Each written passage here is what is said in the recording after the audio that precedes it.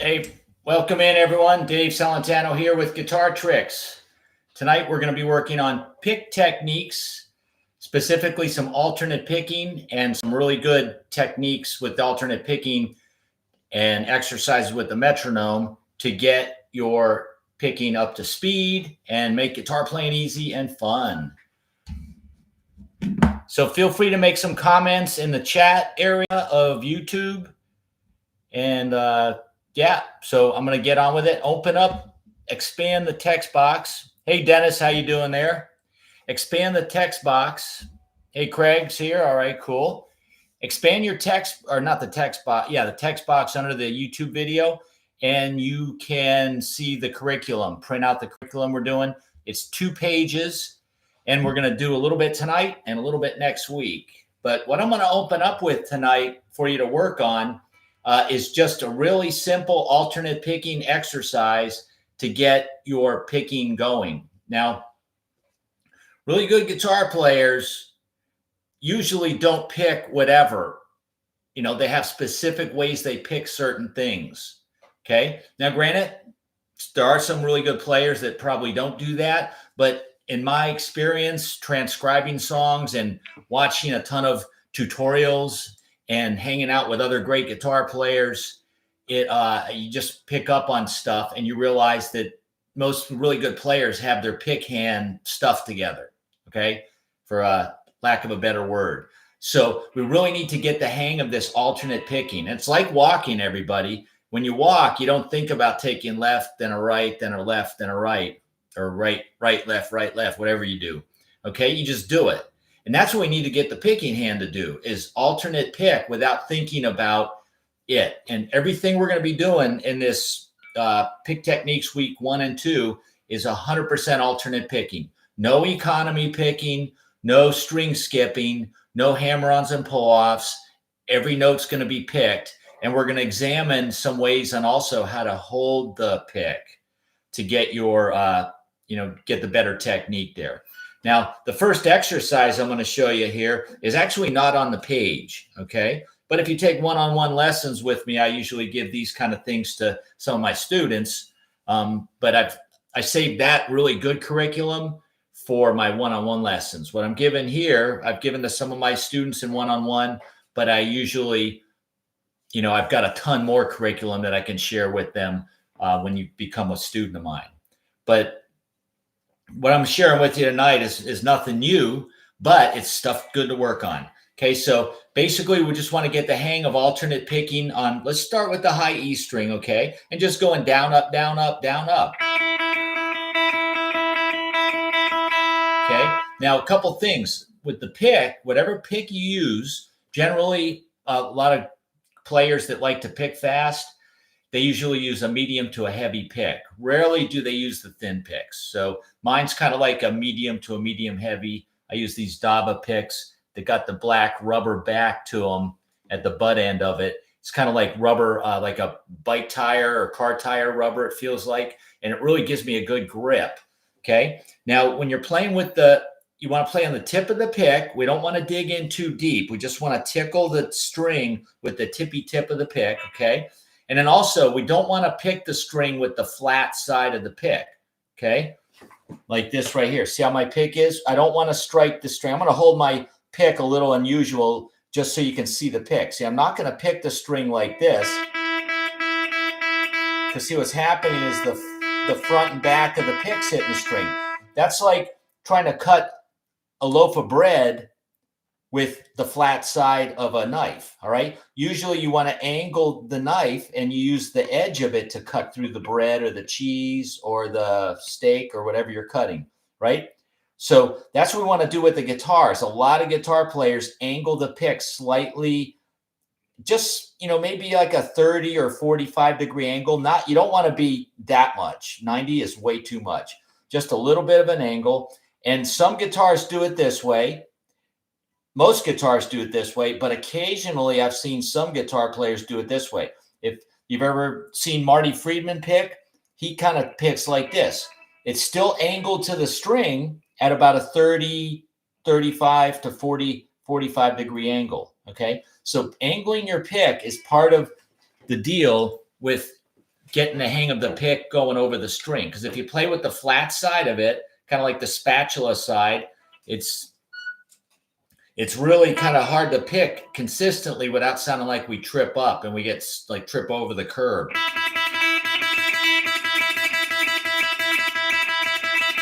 See, it sounds kind of choppy for me. When I angle the pick, I kind of angle it downwards a little bit.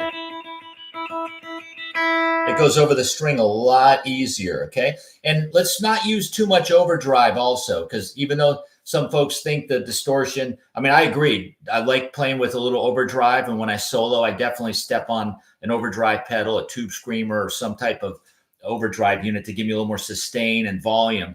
But when we're practicing, people, you want to kind of work on your technique with I've just got a little bit of overdrive on there, like AC/DC type. All right. Now that's going to help you to hear your inefficiencies. All right. The notes, the picking that doesn't sound consistent. See, when I angle the pick,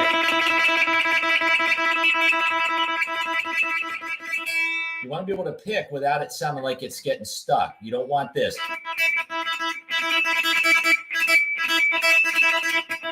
Okay, not good. Okay, got to lighten up on the pick. Try to play on the tippy tip of it, angle it a little bit, and just kind of be relaxed with your pick hand too. And also, the faster you go, notice that you have to tighten up the pick strokes. You can't do these big downs and bigs ups. Because the faster you go, you got to cut down the motion to minimize it. Okay, you've heard that from many guitar instructors. Just make tiny downs and ups. It's kind of the same with the left hand. You don't want your fingers coming all off the fretboard when they're not being used. You want to keep them kind of close to the strings and the fretboard, even if you're not using them. Don't let them fly way out here. Okay. Sometimes you see players do that, but most of the time, the really good players, especially when they're playing faster, their fingers are right above the strings. It looks like they're hardly even doing anything. Okay. Now I see a comment in here from David saying, "Hey Dave, the longer I've done your picking exercises, the thicker my picks have become. I'm up to a 2.5 Dunlop flow." Cool, Dave. All right. I use thinner when I want to hear the bite and pick attack. Okay, cool. So whatever works for you. Like John Petrucci, he's got some picks out. I'm not sure who he's endorsed by, but he's got a really good pick. Sometimes those little jazz 3 picks that, let me see if I got one up here. You know what? I don't have a jazz 3, but I got a smaller Dava one that's definitely smaller than this one here. My one in my right hand is a little bit smaller than the fatter one in the left hand. If I hold them over with the white in the background, you can really see the difference in the size. Okay. But sometimes folks think that the smaller picks are easier for them to negotiate over the strings. But whatever floats your boat. Okay. The important thing is how you hold the pick and then the angle of it. And I'm going to talk to you about another thing too with the axis of the pick. Okay. Not just angling at 45 degrees, 30 to 45 and down or up, but something else we'll talk about, which comes into play when we're crossing strings. So what we're going to do here in the first part, folks, is not in the sheet, the curriculum. On the curriculum, we're jumping right into playing ideas on 2 strings or more, 2, 3, and 4 strings we're going to cover. But for right now, let's just start with getting a hang of it on 1 string, because it's like walking, people. If you can't walk slowly, you probably won't be able to run. Okay. You got to take it slow steps first. Okay. So that the little tremolo exercise we're going to do, instead of just sitting there and beating 1 note to death, let's make a little bit of a melodic exercise that sounds musical. Okay. So what, you can take any melody. Ed Van Halen took this old violin exercise by Kreutzer that goes.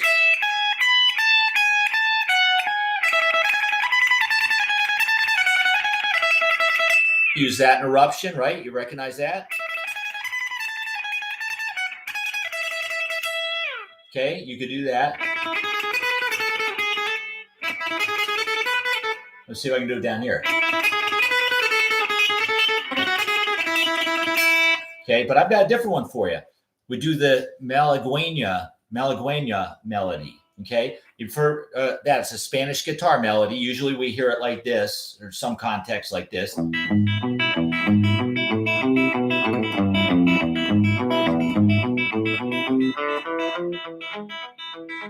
That. Okay, I'm going to take that melody and then put it on the high E string, all on one string.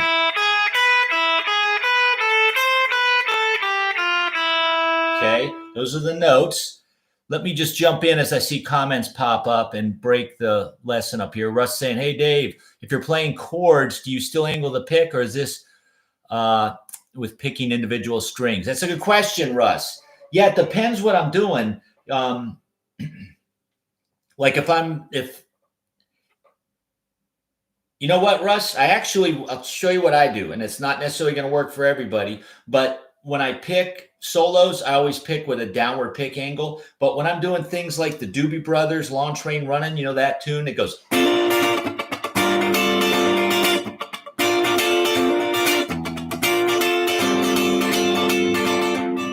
Look how I'm holding the pick. I'm doing it this way. It's the way Marty Friedman holds his pick.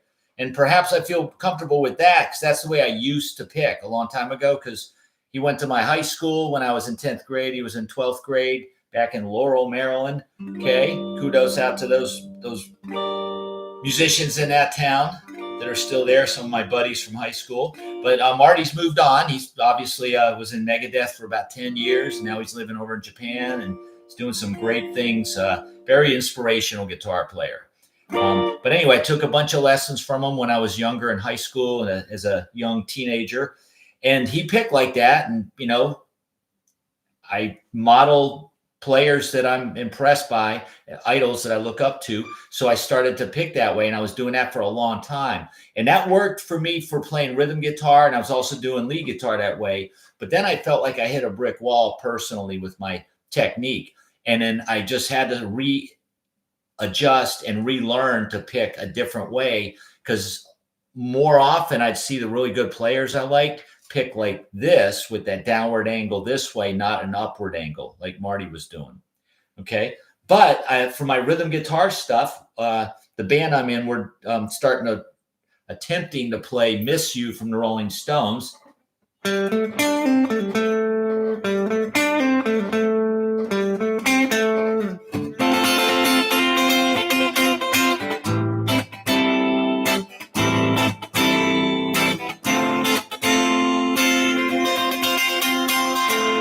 Okay. So when I'm doing all that kind of playing, that kind of funkier guitar, I definitely angle it that way, Russ. That works for me.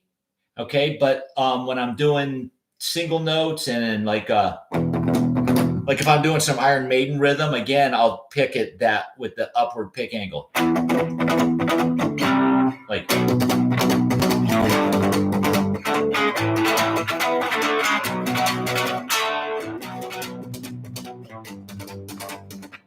You know, that fast horse gallop you hear like in Barracuda, or that was part of Rush's 2112, one of the segments in their big song. But Iron Maiden picks a lot of that horse gallop rhythm. So I do that, Russ. That works for me. But I never play with the flat side of the pick. Whether I'm, you know, even when I'm doing acoustic guitar, usually when I'm strumming.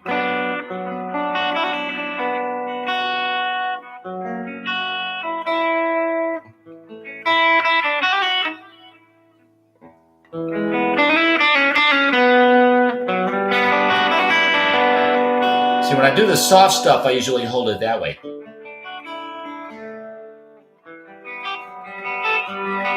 But as soon as I go into the fast stuff, I turn it the other way.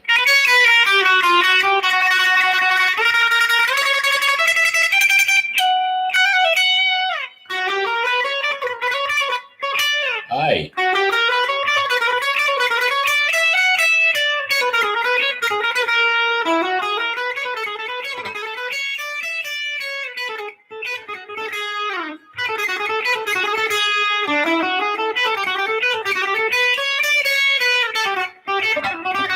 A little bit messy there.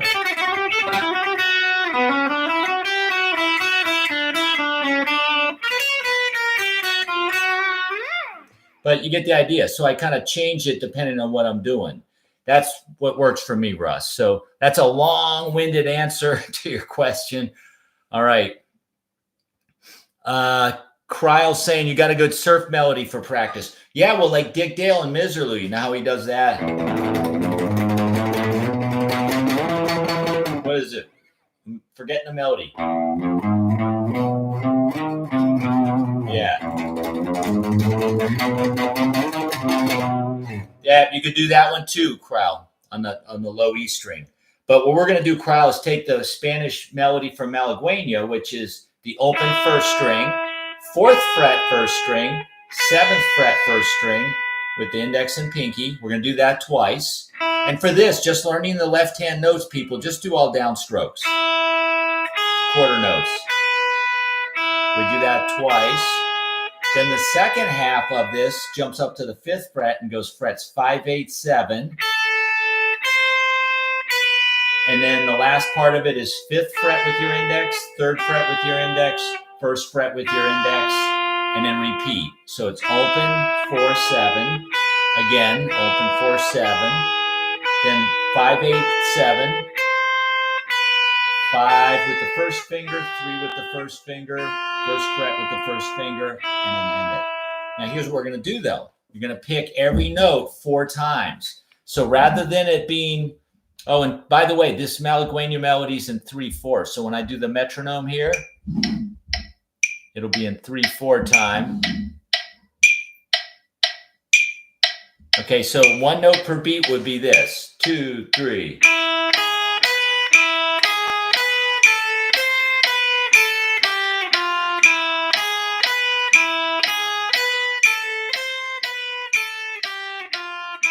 Okay, now we'll try 2 notes per beat, or 8th notes.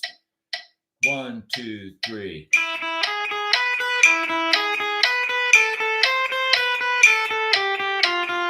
Now I'm doing down up. Down up, down up, down up, down up, down up, down up. Okay, that's 2 notes per beat, 8th notes. So, and if you're just starting out with this, if you can't do, don't think you're going to jump in the water and then be shredding speed notes on one string.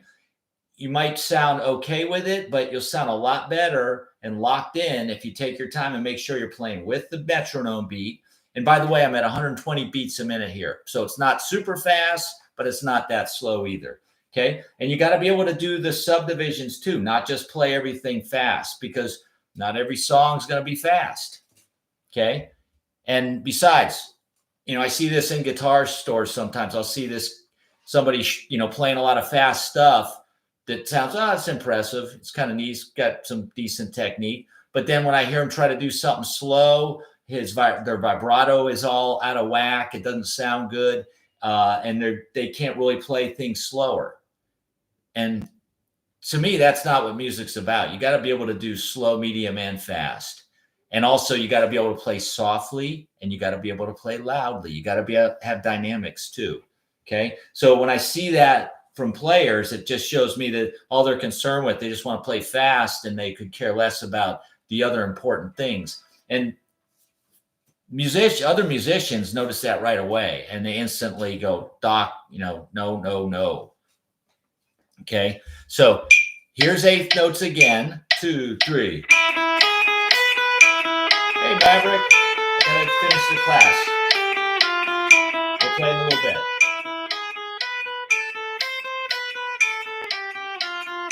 Okay. Now, 4 notes per beat is what you want to do. That's what we're getting at tonight.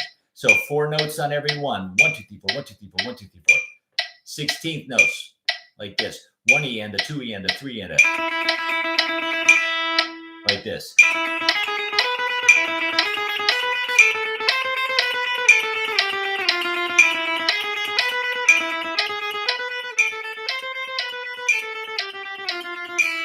See how that works?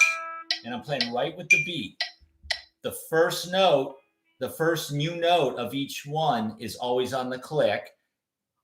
All right. And then each note always starts with a down. It's down, up, then down, up, down, up, down, up, down, up, down, up, down, up, down, up, down, up, down, up, down, up.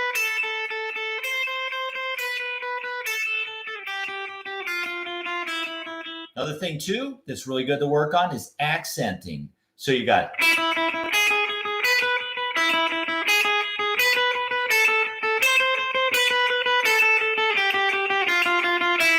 so you kind of put a little more weight into that first down.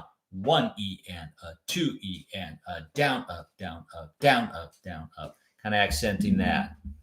All right, David's saying another question. Intro to Don't Stop Believing, second string.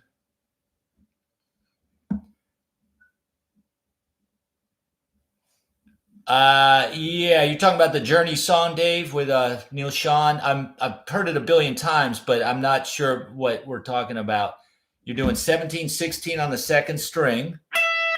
Then the third string is 18/16.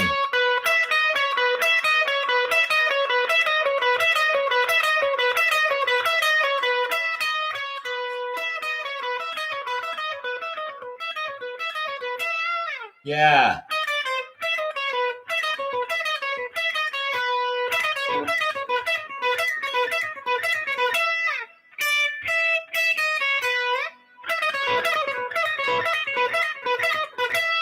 See, I would rearrange the notes to go 17, 16, 14, down, up, down, and then up on that 16 on the third.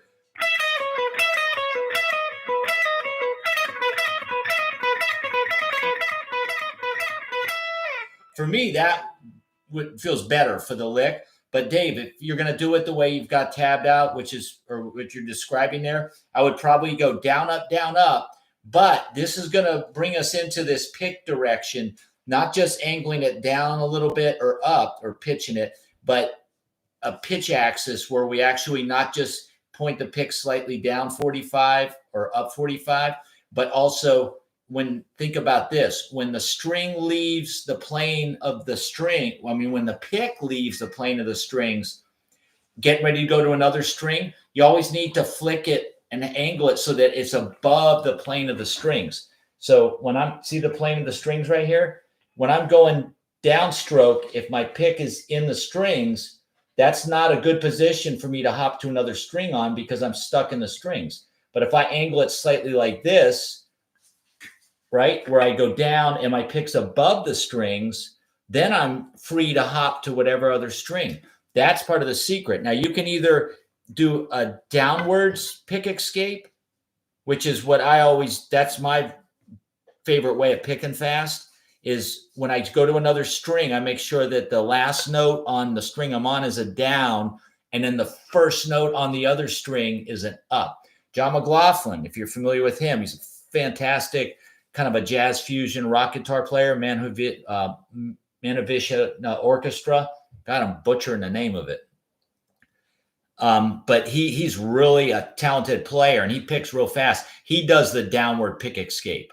Okay. A lot of players do an up pick escape. So whenever they do their last note on a string would be on an upstroke and it's above the plane of the string. So see what's happening. If your downstroke puts you in the strings, you'd have to pull the pick out and hop over it. And that whole hopping over the string is what slows us down and creates the fumbleness and the awkwardness. So Dave, on that Journey song, if you're going to pick it, start with a down, you want to pick it see my angle of the pick is like this. So when I go down, I'm in the strings. And then when I go up, I'm above the strings. Then I can easily hop to the third string without having to pull it out. See, if I'm angled like this, like how I choose to pick, or John McLaughlin, for instance, when I go down, I'm above the strings. But when I go up, I'm stuck in the strings. So to get to the next string, I have to pull the pick out and hop over it to go down, up. And then I have to pull it out and hop over to go like that. But if I angle it this way, watch, down, up, I'm already above the strings. See, above the strings. That's the other pick angle I'm talking about. So not just angling it from the front this way or this way that Marty Friedman does, but also this. So instead of the pick being, relatively perpendicular to the string, you kind of pitch it back a little bit too. So there's this little bit of an axis thing happening, either like that, Dave, or like this. So, but if you could see Neil Sean from this angle, his pick would do this. That's how Zach Wild can shred, and he's doing this pick technique like this, a kind of an upward pick angle like that. Every time he goes to another string, he always ends on an upstroke, and then the next string starts with a down. Okay? For me, I would do starting with an up, down. I would flip the picking around though and go up, down, and then I could go down, up. Or I could rearrange the notes and go.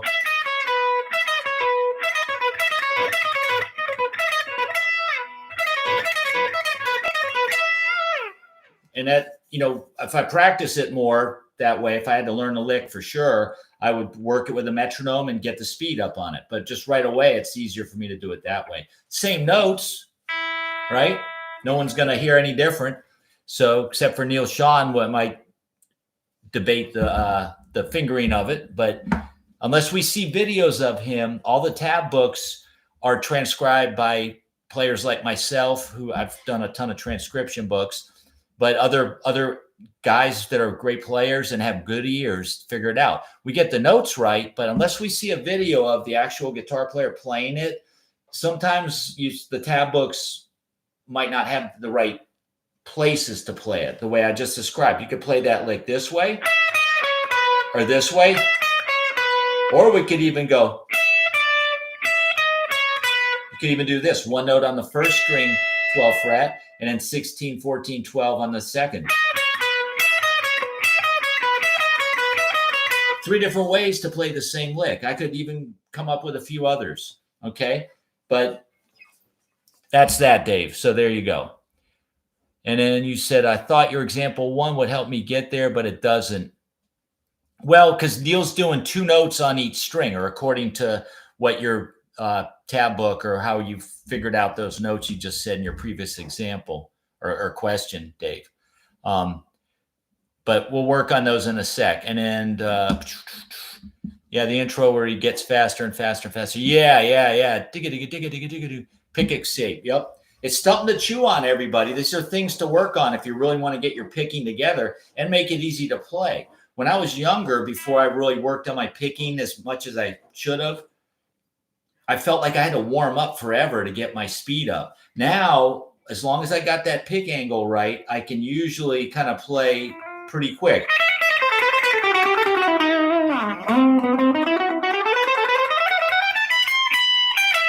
I can usually play lines pretty quick without much warming up because I've got the pick angle right. It's like when you learn the right way to do something, or the good technique, which takes practice. Like I said, I used to pick this way and I wasn't aware of that pitch axis with the pick escape. I was pinning myself in a corner in a lot of times when I couldn't get faster with certain licks.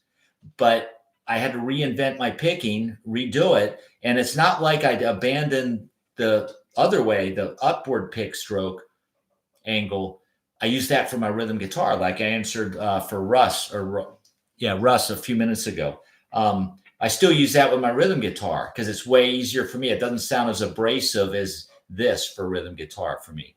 But on my speed picking and scales and single notes, the downward angle with pitch axis slightly. So when I do my downstrokes, I'm escaping the strings, and all my upstrokes, the pick is always stuck in the strings. You can see the pick underneath the plane of the strings, but my downstrokes, you don't see it under the strings. You always see it above the strings. That's the secret with getting to the next string quicker. Okay, so we got that exercise, people. Just start out doing Malagueña on one string. And I highly advise you to do Mr. Metronome with it, because here's 120.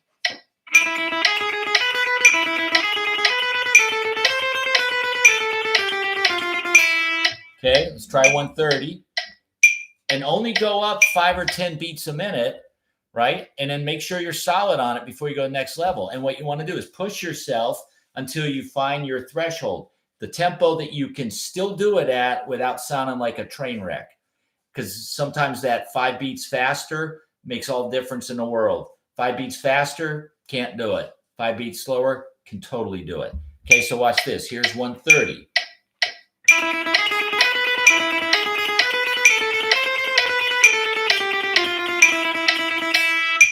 Okay, 140. Digga digga digga digga digga digga digga.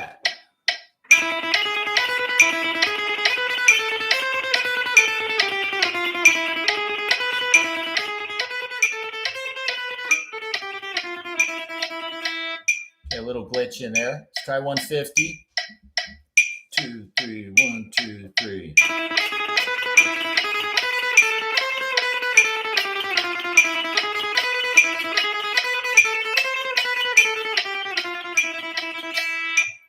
Okay, let's try 160. 2, 3, digga, digga, digga, digga, digga, digga, digga. Also helps too to visualize. Try to feel the 4 notes per beat before you even touch your guitar. Because if you can't feel it and know in your head what it's going to sound like, you're shooting darts in the dark. You know, you might hit the dartboard, you might hit the bullseye, but you also might totally miss. Okay. So you really need to take it slow. I'm just kind of speeding it up here and moving a little quicker just to illustrate. But you might need to spend, you know, a week or two at 120 before you get it, and then jump up to 130 or 125. Okay, here's 160.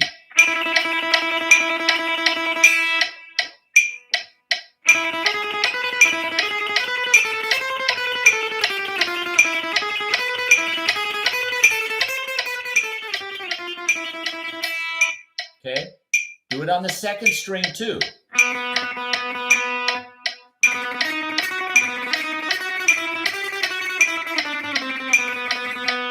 Same melody, same frets, same fingers, same picking, just different key.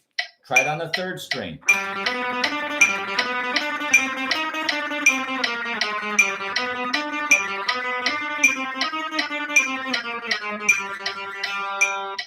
Okay, try it all the way across to the sixth string. If you like the surf guitar sound, move it all over to the sixth string and work on it. Like one of the, I think Crow was asking about a surf melody for practice. Okay, there you go. Now let's get onto the curriculum that's actually posted that you got your printouts for, okay? So take a look at example 1 and 2. This is a very common lick that Paul Gilbert does a million times. Yngwie Malmsteen does this lick. But the first guitarist I came across who did it came way before Paul Gilbert and Yngwie Malmsteen and John Petrucci. It's Al Di Meola on Race with the Devil on the Spanish Highway. If you check out that song from him, I forgot what album it's on. It might be on the Midnight Sun album of his, but Al Di Meola can shred. He's like a fusion jazz rock player. But he was doing this lick. And it's funny when after you learn a bunch of stuff, you know, I was definitely learning Yngwie licks and Paul Gilbert licks, but as I was getting into Al Di Meola and transcribing his stuff, that's where I realized, wait a sec, he's where those guys got this from. Okay, so the lick goes, this is example 1. Example 2.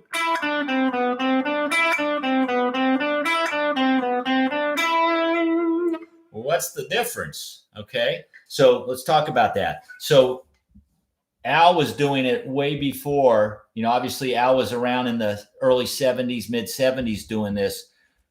And this is where the other guys got it from. And then we all just kind of learn from each other. So I don't really know if Al is the original guitarist to do this lick, but it's the earliest one I've found. Okay. And it's a good one to work on crossing strings with your picking technique. Okay. So look at the difference between example 1 and 2. The left hand is doing exactly the same thing on both of them. Okay. Look at the pick strokes though. What's the difference in the pick strokes, everybody? And then there's a little wordage I got after where it says example 1. And in parentheses, it says inside picking. Example 2 says outside picking. So let's talk about that. Okay, we're going to examine all these elements in your right hand. See, these are the things that the really good players, trust me, Paul Gilbert, Yngwie Malmsteen, and Al Di Meola, for instance, since I just called out their names, those 3 guitar players. Michelangelo Badio, same thing. And Buckethead, all these guitar players, trust me, they're not just winging it and doing whatever with their right hand. They have specific things that they're doing with the right hand, like I'm talking about, angling the pick, the pitch axis where you escape only on downstrokes, or you escape only on upstrokes, or you get good at both and then you can rotate between them. Okay.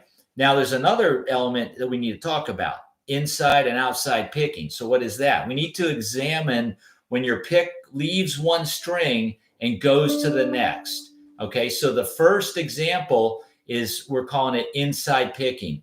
Okay, now just play the lick slowly and notice that when you pick the 3rd string with a downstroke, then the 4th string is the 2nd note, 12th fret, 4th string. That's right there is what we're talking about. When we cross strings is the inside or and outside picking. So when you go from the 3rd string with a downstroke to the 4th string with an up, you notice how your pick is pivoting in between those 2 strings, your downstroke and then the up. It's like the strings are the bread of the sandwich, and then our pick is just toggling between them on the inside of both strings. If you just play the first 2 notes over and over again, you get the idea of it, okay? Now the lick itself goes down, then the 4th string is 12 with an up, then down on the 10th fret, up on the 9th fret 4th string, back to down on the 10, up on the 12th fret 4th string. Shall we end on the upstroke and then a down on the 3rd string 9 and then back to an up? So what do we got in there? The 6th, 7th, and 8th notes in that first bar of example 1, where you go up on the 4th, down on the 3rd, up on the 4th, you can see right there, that's inside picking.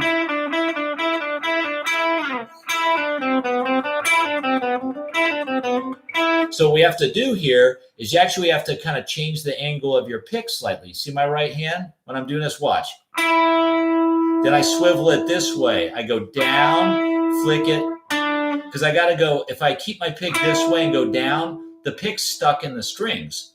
So if you look at the pick angle, see how you can see it underneath. That's not a good position for me to get to the 4th string, because what I have to do is pull it out, hop over the 3rd, and then get to the 4th. But if I angle it like this, and then my pick's above the plane of the strings, all I have to do is swing it back up, like swinging a bat this way and then swinging it this way. If you had to swing the bat this way, and when you come back, pull it over something that's in the way, that's slowing you down. And there's a good chance you might accidentally hit that something with the tip of the bat. Okay, that's where the sloppy picking comes in, when guitarists can't navigate between 1 and 2 strings effectively. When it sounds messy like that, they don't have their technique down. Okay, you got to work with these little elements here. So I go down, the pick's above the plane of the strings. Then when I go to the 4th string, I just swing it with an up and finish that 4th string. See, the 4th string should be easy because it's all on 1 string. That's why we wanted to start with, get the hang of your alternate picking, because we're going to spend time on 1 string. We got to have solid alternate picking on that 1 string. We're only picking 1 note on the 3rd, and then the rest is on the 4th string. And then it repeats. And then it does it again. And then it ends. So we do that lick 3 times. See my last upstroke on that 4th string. So if I do this, my pick's stuck in the strings. So what I do is I do this, and I rotate the pick this way so I can swing the bat down there.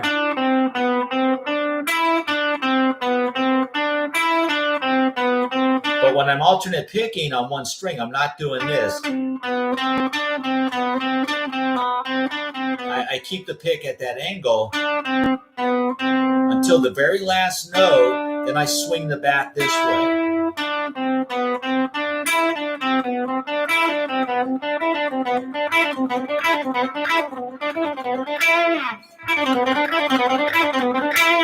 See how that works?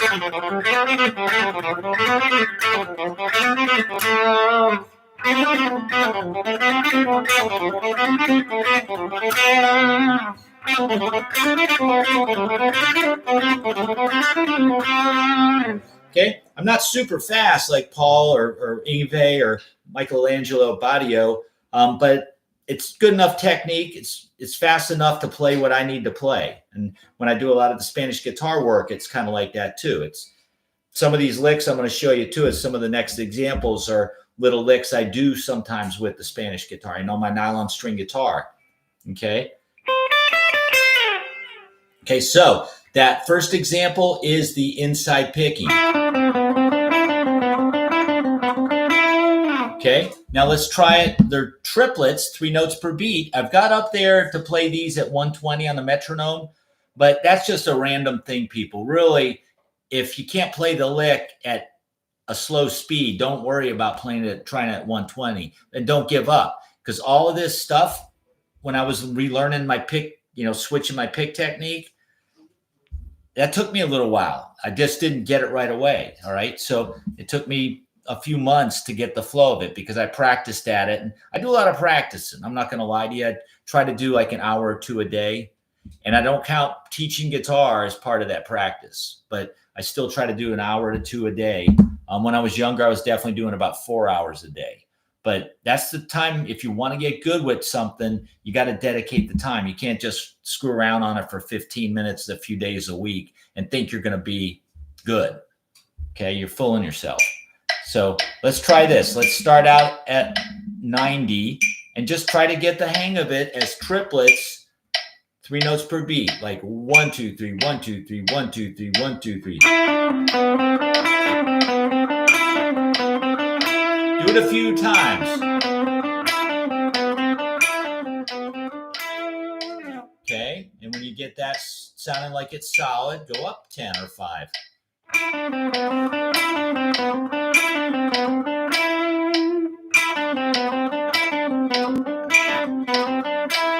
See, a lot of guitar players, they don't realize that the right hand is driving the ship, the locomotive engine pulling the train, right? That when we watch guitar players play, I'm guilty of this too. I watch the left hand, but the right hand people, when I started paying attention to the right hand on good guitar players who had excellent technique, like Michelangelo Badio, Paul Gilbert, Yngwie Malmsteen, the list goes on. I'm leaving out a million great players, but I'm just trying to name them off the top of my head real quick. You notice that their right hand is doing little things like this, okay?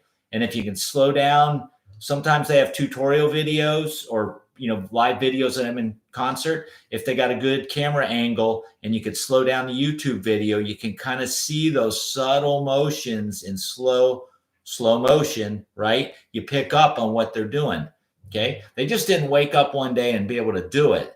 They worked at it. And when I was going to GIT, it's called Musicians Institute now, but back in 85 and 86 when I went, it was called Guitar Institute of Technology.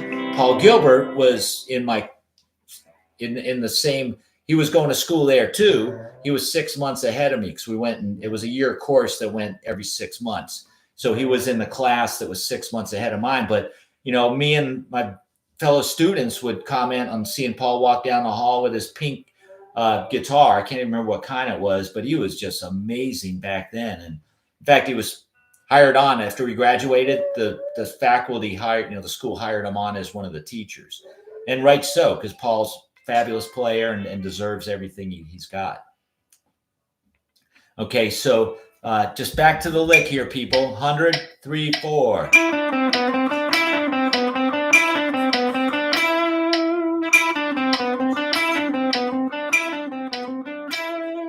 Okay, try 110. 1, 2, 3, 4.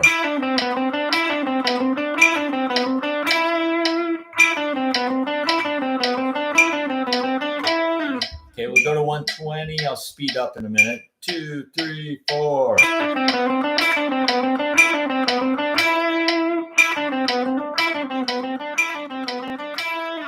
Okay, to save time, people, I'm going to jump up to 140. for kicks and giggles. 1, 2, ready, go.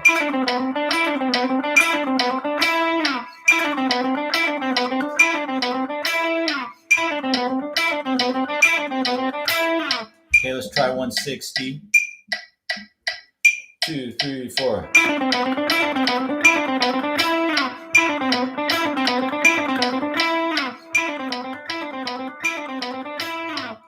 Just for kicks and giggles, let me go to 180. 2, 3, 4.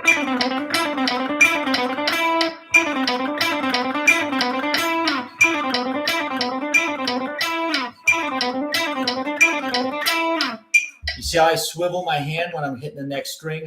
It's just when you do it slow, you got to do it slowly at like 80 beats a minute to figure out those motions. Practice them, because it's not going to happen if you play it slow one way and then when you try to do it faster, you do a different technique.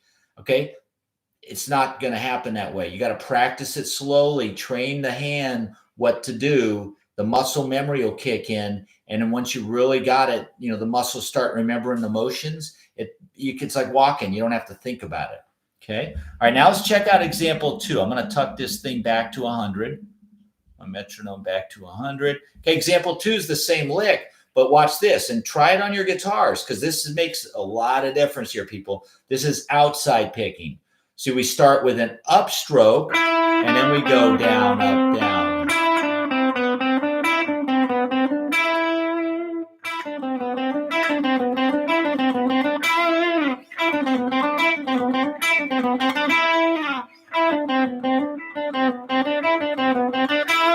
Now, some guitars find inside picking easier. Some find outside picking easier. For some licks, for me, the inside's easier. For some licks, the outside is definitely easier and better. This particular lick, for me, the inside is way better, and I can play it way faster, and it sounds great. But the outside picking, I'm a little weak on that, but we still need to work on it. You should too, okay? Now, what I mean by outside picking is look what's happening. We're starting with an up, and you flick your pick above the plane of the string. So when you go to the 4th string, you can go. And when I do that last downstroke, I kind of rotate my hand like that so I can go above the plane of the strings, grab that G with an upstroke, and then down on the 4th.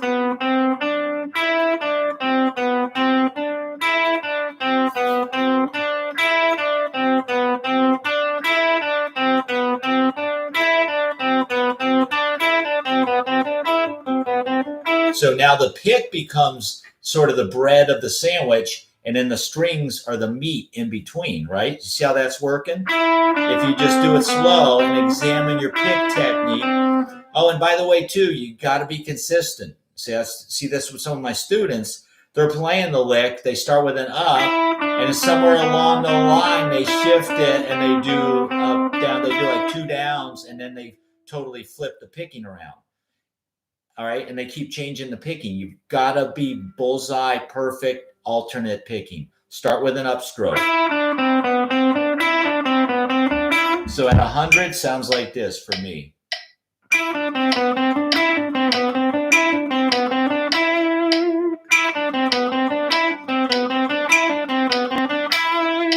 Okay, let's go to 120. I'm just kind of going 20 beat increments. Okay.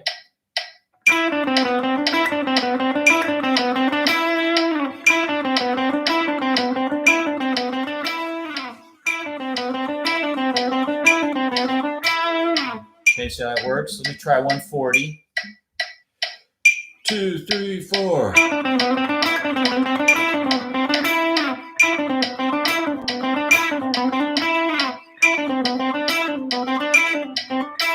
That feels a little awkward for me.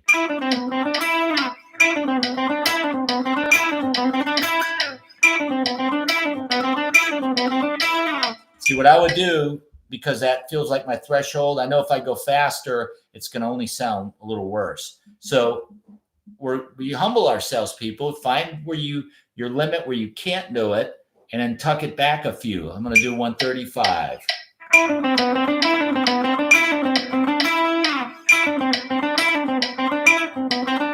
See, I still change. Watch how I change the angle.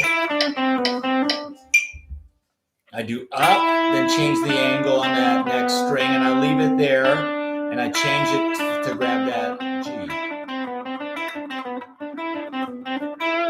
Okay, so work on that at those different speeds. Find your threshold, everybody. Okay, now let's check out example 3. This is one that we're not necessarily going to be repeating. We're just going to play each lick. There's 4 different licks, 4 bars. Okay, and it follows this chord progression: A minor, G major, F major, E7. Very common rock, heavy metal chord progression. Surf guitar uses it a lot. Pardon me. Spanish guitar uses it a lot. Tons of rock songs use that chord progression. Now, what we're going to do, though, is play a lick that's basically diatonic to the key of A minor, because all these chords are in A minor. Okay, we're going to do a lick that fits each chord. The A minor chord, we're going to do the bar 1. Then bar 2 is the G. See, what I'm doing is staying in the key of A minor. I'm starting with the root note of the chord we're playing. And then I'm ending on a chord tone. I start with the root of A, which is A, and then I end on the E note, 12th fret first string, for that first lick. That's the E. That's the 5th degree of the A chord. It's like a power chord. For the G, same thing. I'm going to start with the G note and then end with the 5th of G, which is a D. Then for the F, same thing. I move down to the F note, keep all the notes in the key of A minor. No sharps or flats yet. And I end on the C note, which is the 5th degree of F. And then for the E7, what typically happens is the melodies change from A minor, A natural minor, to A harmonic minor, or sometimes A melodic minor. Basically what that is still A minor scale, but the 7th degree is sharp. There's your flat 7. Now we're going to raise it. We're going to add that note in. It gives it an exotic sound. Sounds a little more classical, right? Or Middle Eastern. Or sometimes we also hear, although not, that's harmonic minor. The other one is melodic minor, which is the minor scale with a raised 6 and 7. That. Okay, that's what I'm doing for the E7 lick. I'm playing A melodic minor, but starting with the E note, the root of E,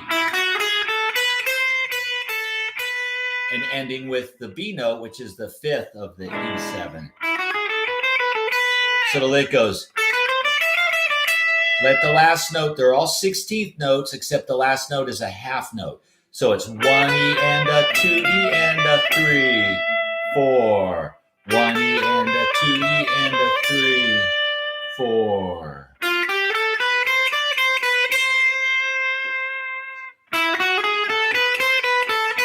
And then there's repeat signs. People, do it again. Now think about your pick technique, right? You're going down, up, down. So you want to make sure your pick is above the plane of the string. So when you go to the next note, it's an up. You don't have to hop over. See, if you're like that with your pick, down, up, down, you're stuck in the strings. You'd have to cross over and get that up. Now, I know a lot of my students have brought this up, and I know someone tonight's going to say, well, Dave, why don't I just go a double down there? Down, up, down, down. You could do that. That's called economy picking, or a mini sweep pick, because you're doing 2 downs, 1 down on each string. We're not doing that here yet, people. If you can't do the basic alternate picking techniques, don't even mess with the sweep picking or economy picking yet. If you don't have your alternate picking down cold, trying to do that's more advanced, all right? It's not going to get you there any quicker. And players like Al Di Meola, and when they're doing licks like this, and Michelangelo and Paul and Yngwie, they don't economy pick a lick like this. They alternate pick it. They save the sweep picking for their big arpeggios and things of that. Which one of these couple lessons coming down the pipeline, I can't remember which ones, but down pretty in the near future in the same series, the lead guitar technique series that we're doing here, we're going to be working on sweep picking, economy picking for a few weeks. Okay. We'll do that when we get there. If you can't do this simple alternate picking, people, and get this together, that the economy picking is not going to help you get to the next level in your playing. Okay. Skipping steps is not how you're going to become a better player. That's just going to keep you at the subpar level. Okay. If you want to go to the next level, you got to work on what you're not good at. And if you can't do this, see, watch my right hand. I don't even move it. I just do alternate the whole time. Down, up, down. I'm above the string, and I don't have to do anything except alternate pick.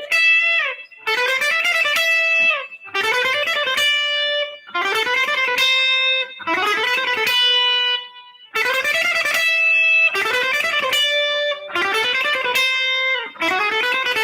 don't know. Can you see I'm trying to angle it so you can see my pick.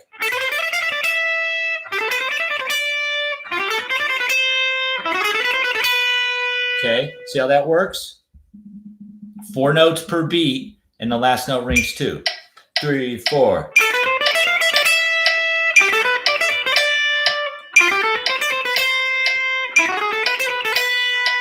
Sometimes I'll do it an octave lower.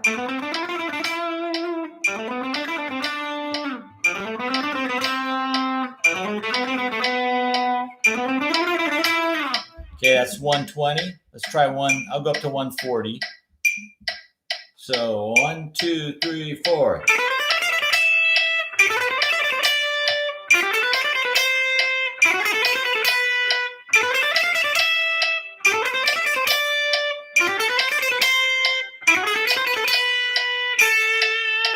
Okay, let's try 160. 1, 2, 3, 4.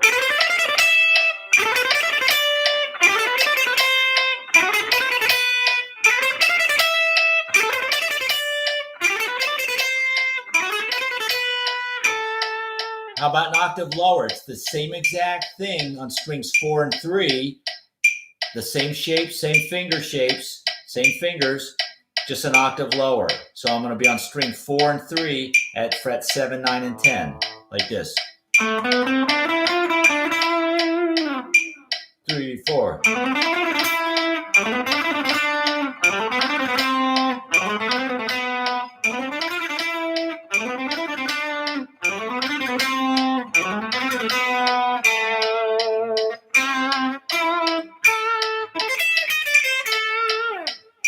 Okay, you see what's happening? So we're almost done. I'm going to stop right there for tonight, example 3. And then next week, we'll review some of this fun stuff, picking techniques. My mouse is a little sticky here. Try to get it to move. And then we'll look at example 4 and 5 next week. Okay, example 4. Oh, you know what? I don't have 5 down there. I've just got number 4. All right, well, we'll work with example 4 next week, review some of this. And I'll also throw out a few other things that aren't necessarily in the curriculum, like I did tonight. I gave you that tremolo picking on the high E string from Malaguena, okay? So practice this stuff, people. Take your time and just try to work it in like 15 minutes a day. Work on your pick technique, but at a metronome tempo, slow enough. And the reason why we do the metronome, people, is because we're human and we all have a tendency to speed up and slow down. I do too. I still practice with this thing whenever I practice. I always, at some point in my practice, I've got the metronome clicking. Okay. It's also, you keep track of where you're at. It's like if you go to the gym and you're working out and you don't keep track of how much you're lifting weight wise, if you're trying to build, lift weights and build muscle, how are you going to know if you're getting stronger? And how, you'll know that by keeping track of how much weight you're lifting. Okay. So you practice with the metronome at the speed that you can comfortably play the licks. And then once you're warmed up, try to nudge it up 5 beats or 10, and then try to play your licks or that lick, that exercise at that tempo.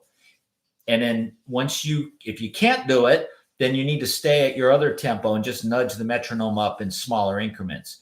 But only go up and change that speed if you're at like 120. Only go to 125 or 130 when you can absolutely do 125 or 130 with no mistakes. And then stay at that speed for a few days or a few weeks. And then from there, if you've been working on it, then nudge it up another 5 or 10. And if you feel good with it, sounds good, make that your new maximum tempo and shoot for that every time you practice. If you can't do it, then you're not ready to go to the faster tempo yet. You got to spend more time with the metronome. Okay. And this is part of practicing and getting good, people. All the good players that I'm aware of that really want to get good, woodshed and practice and use the metronome. Okay. So everyone have a good week. I'll see you next Wednesday. We'll be doing week 2 of this. Same curriculum as tonight, but we'll just finish it. And I'll be throwing out some extra verbal things and showing you that you only get if you watch the video. You won't be able to print them out. Okay, so good night, everyone. Richard, King 50, Bill there, Steve, all right, David, cool. All right, Craig, good night. All right, Dennis, everyone, have a good night. Peace. Keep those fingers flying. Don't give up. Just keep at it, man. Enjoy the playing. All right, see you next week. Bye.